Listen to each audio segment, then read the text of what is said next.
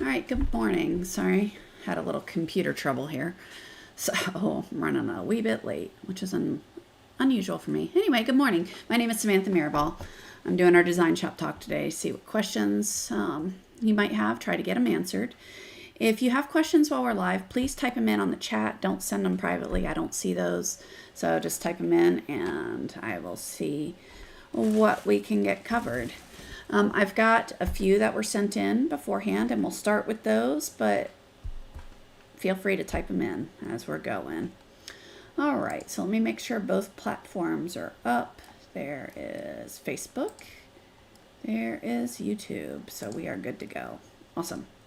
All right, so let's see what we have to start with. Explain pull compensation and how to adjust a design so it won't leave gaps. Okay, so pull compensation and gaps don't necessarily go together, right? In my brain anyway. So let's talk about them. So first off, what is pull compensation? So we know embroidery, well, maybe we don't know. Let's talk about that. All right. So if I've got a column here, all right, I'm going to zoom in on it and look at the stitches up close and personal. And I guess I should have done them upright and not like this. Give me a second. Makes it easier for me to point my mouse rather than wave my hands at the screen. All right, so pull compensation. We've got this sewing, right? And it's just a column of stitches. So it's like this. What pull embroidery, it's going to narrow up. Columns are going to narrow up as it sews. And it's always clicked in my head if I think about what's physically happening at the machine, right? So as the machine's going back and forth, what's physically happening? Well, the needle's going to come stab the fabric here, go down into the hook, the thread whips around, it grabs the bobbin thread, and now I've got my top thread pulling up through the hole it just made. Well, the machine's going to go high speed this way. So what's happening to the thread right there? It's pulling against the fabric, right? So that hole with thread coming through is going to try to shift this way as my machine runs over here. And then the same thing happens. It's going to stab the fabric, grab the bobbin. Now I've got my top thread again hanging out through this hole, and the machine's going to run this way. So this hole is going to shift to the other direction.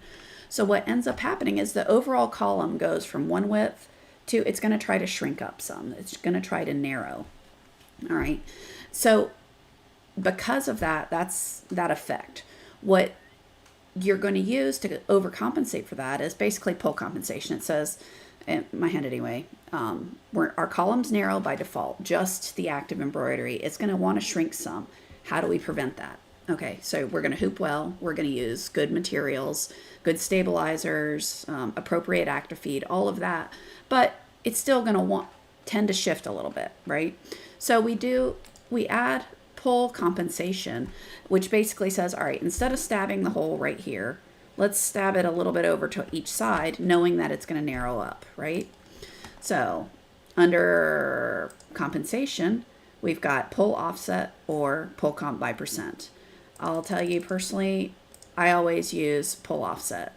Now it's 5, that's ridiculous, but that's just to show you what's physically happening. So my line is here and it's saying, all right, so instead of sewing right on the wireframe, we're going to overstitch it by 5 points. All right, 5 is too much in my opinion. What is a good number? It depends on the size of the element. 1 to 2 is typically good. I put 1 point on everything I do as a minimum because it's going to shrink some. So let's go ahead and plan for that. So pull compensation is what you're going to use if, let's say, you're sewing some text and you go, man, it looks really narrow. It looks puny. It looks great on the screen, but it's just too thin. Okay, so those sorts of things, you're going to add some offset. Pull by percent, while you can use that, I'll show you why I don't use it. It's easiest to show on a triangle, right? So if I've got this triangle, there's a triangle. I can tell it to do offset, or I can come and do 150%. It's multiplication based. So my triangle no longer looks like a triangle. And that's because it's taking the distance from one side to the other and it's going, all right, we're going to overstitch by a percentage of that distance. So it's going to overstitch by a lot, which it distorts the shape, which is why I don't personally use it. I don't like the distortions that can happen. So I will always use offset personally. Okay. All right, so that's pull compensation. Now, what you specifically asked about is how do we adjust something to prevent gaps? Well, gaps, again, that's usually the distance between these stitches, right? So when you're looking at that distance, that's density. So that's this number right here. All right. Right now it's set to percent. So let's go change it to an actual number. So it's set to a percent because it's auto. So if I turn off auto, now it's set to a number. So what that actually is I can actually go measure it. So from one row to the next, it's 4 points. So that's what this density is. It's how close from row to row is the stitching going to be. Okay. So what happened? Okay, let's zoom back. There. All right. So because it's the physical distance, what do you think is going to happen when I increase it? So I'm going to double it just so you can see it. Notice the distance gets further apart. All right. So it's more gapped, right? So if what you're trying to do is get the stitches closer together so they're held up better by their friends, you're going to lower this number. All right. So if 4, if that gap in there is not something you like, that's cool. Lower this number. How low should it be? I don't know. Again, it's a personal preference. For 40 weight thread, 4 is pretty standard. A lot of people use that. I personally don't. I like anywhere between 3.5 and 3.7. That's 100% a personal preference. Okay. Every digitizer is going to like something a little bit different, and that's cool. So sew it out, see what looks good to you. Like I said, somewhere between 3.5 and 3.7 is my happy space. Okay.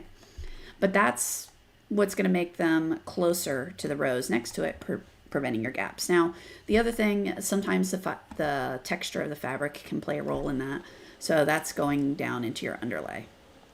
Okay.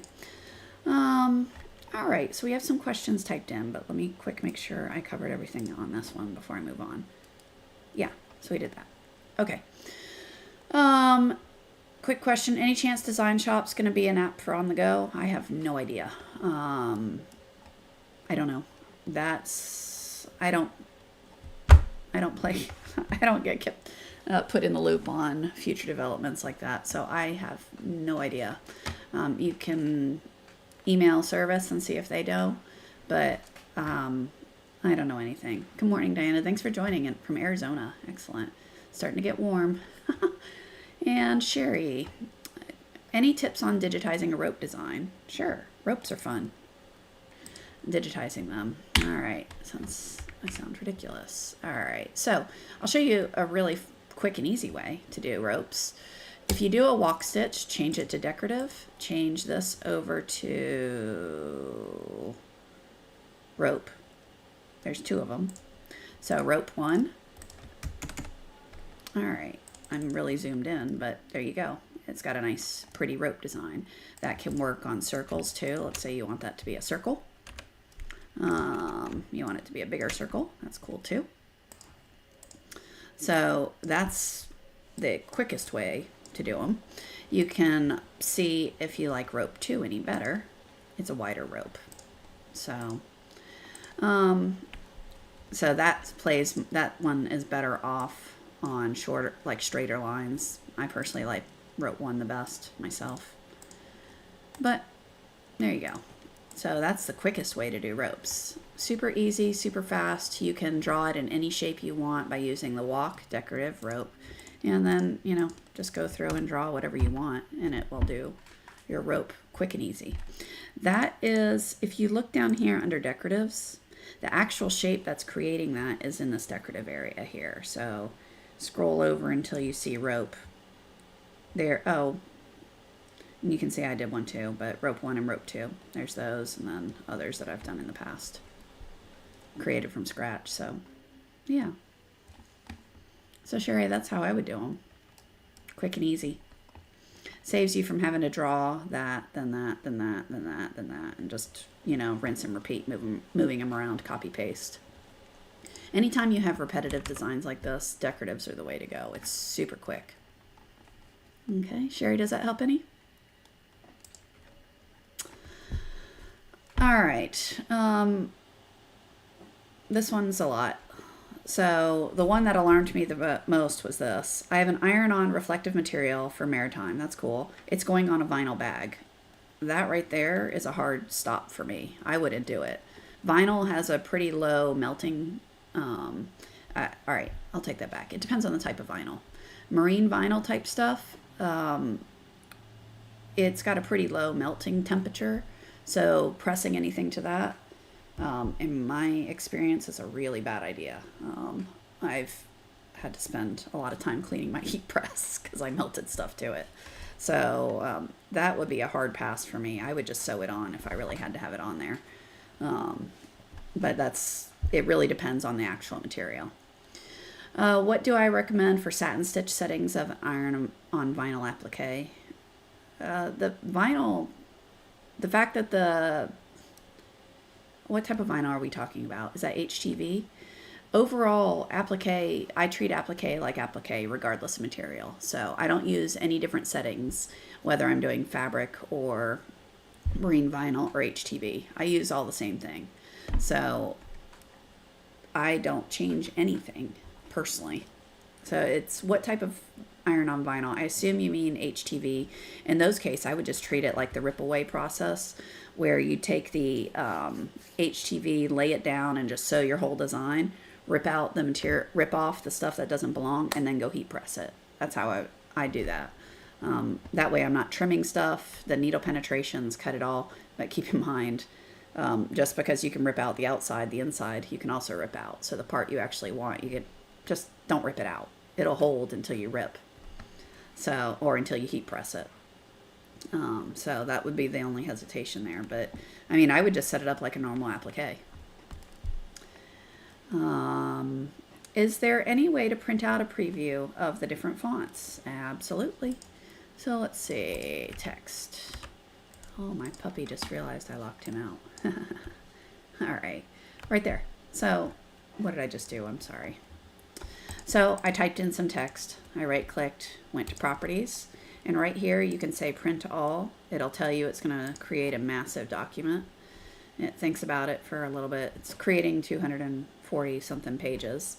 I print them to PDF personally. That way I can save it off and I can email it to customers. I don't have to actually print 250 pages worth of paper.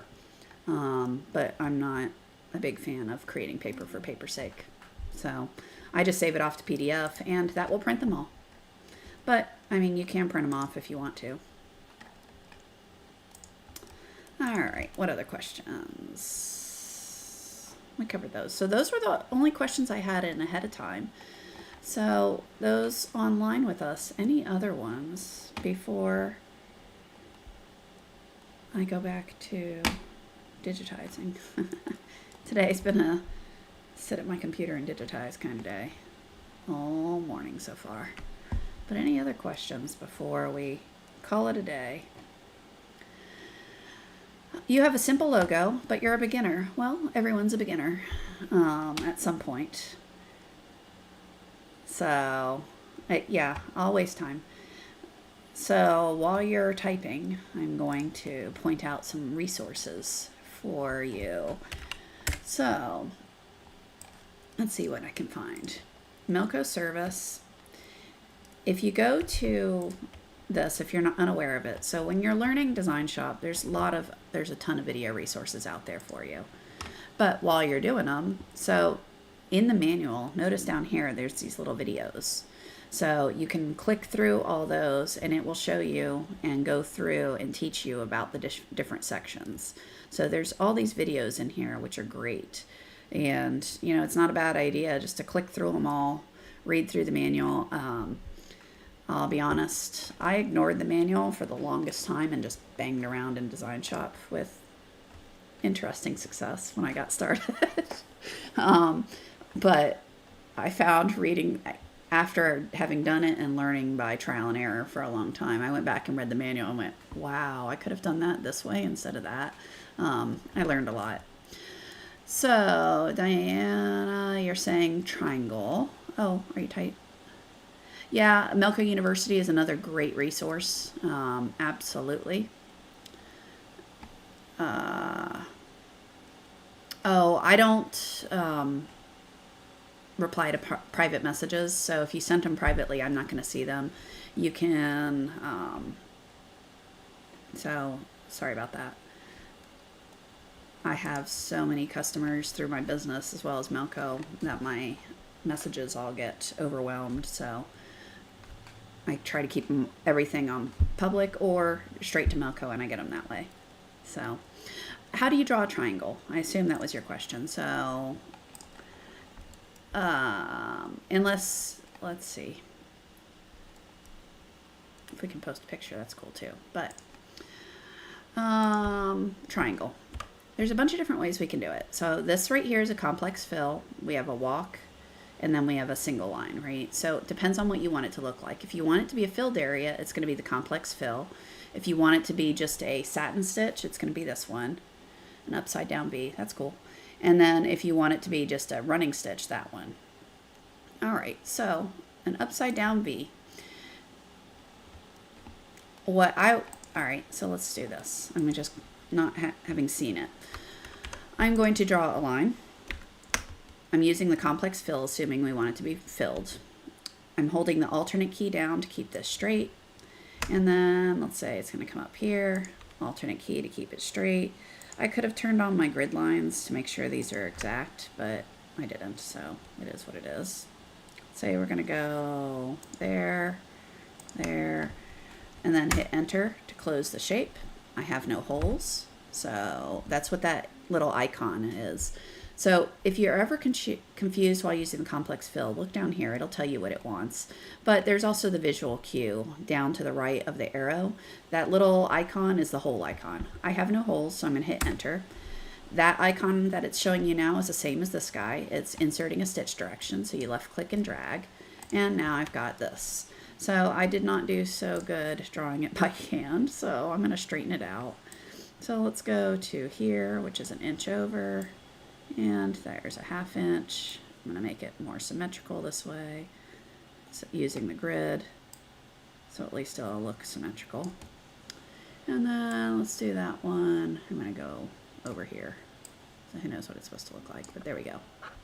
So maybe that. Oh, that's pants. Anyway. All right, another thing you can do is you can take this thing. So let's say I drew that as a fill and you actually wanted it to be a single line. That's cool. You can hold the shift key and click on this guy here. So shift and click will add a border to it.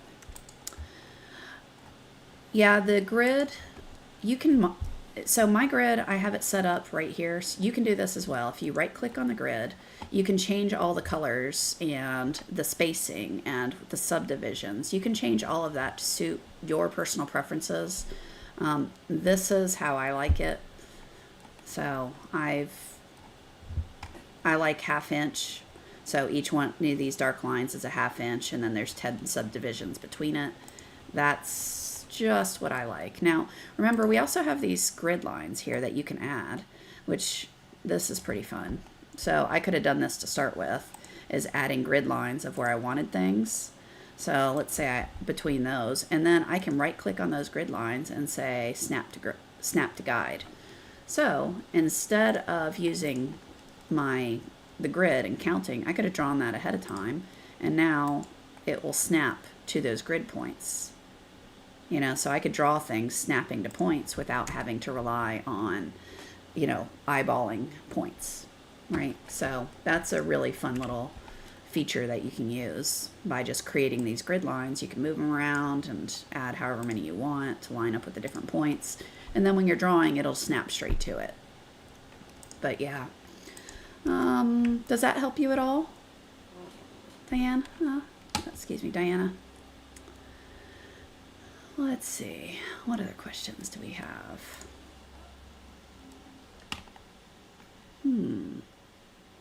Waiting to... If you have any questions, type them in. I don't have any others preset, so I'll hang on for a little bit to see if anyone else is frantically typing. Okay, so on Facebook, I don't have a private group myself, which I'm just active in other groups. So there's For the Love of Melco Embroidery Machines. I'm active in like 3 main Facebook groups. Let me grab the names of them so you can have them. So this is one of them. I'm just, all right, that's pretty funny, but that's the name of one of the groups. One of the other groups, all right, that's funny. Let's see, what are the name of the other 2? There's this one, which is Melco Embroidery Machines for Businesses. I think they put it in there, so I could probably stop doing this as links. Actually, let me go look. Oh, yeah. Cool. Yeah, so I'm active in those 3. I'm actually in that group, too. No, I'm not. So those 3 are the ones that I'm in. So you'll notice in those groups, I'll put up a picture of this, asking for questions. So if you have questions, just type them in on that ahead of time, and that way, those are how I get the questions beforehand. You can also email them to Melco, and the team over there gets them over to me. I think if you type to Melco's Facebook privately, while I don't see them, they eventually come to me. So that's another way. The team that monitors that sends them over, because I don't have access to that sort of things, and that's okay. All right. But yeah, these 3 groups are the ones I play in the most. All right. Any other questions? I don't see any typed in. Oh, yeah. It depends. I don't know where you emailed. If you emailed Melco, it will get to me once someone sees it. So if it says it's for the DS talk, if it's just a general email, someone will reply to it, but it won't be in the talk. All right. Cool beans. Let's see. Got one more, I think, next week, and then I still haven't got around to chatting with the team to see if they're gonna do talks while I'm out of town. June, I'm out of town, so I'm not going to be available for pretty much all of June. So we'll have another talk next week. I'll do it again Thursday. So I'll be back next Thursday. Same time and place, noon, and Eastern time. I'm in Florida, so. Any other questions before I call it a day? Apologize for starting a little bit late. That's really abnormal for me. I'm usually right on the dot. My computer decided to reboot itself just before it was time to go live. Gotta love Windows. But anyhow, you guys have a fantastic weekend. I will be back next week. And until then, have fun sewing. Let us know what you want to learn about. We'll try to get it worked in. Have a great week. Bye, everyone.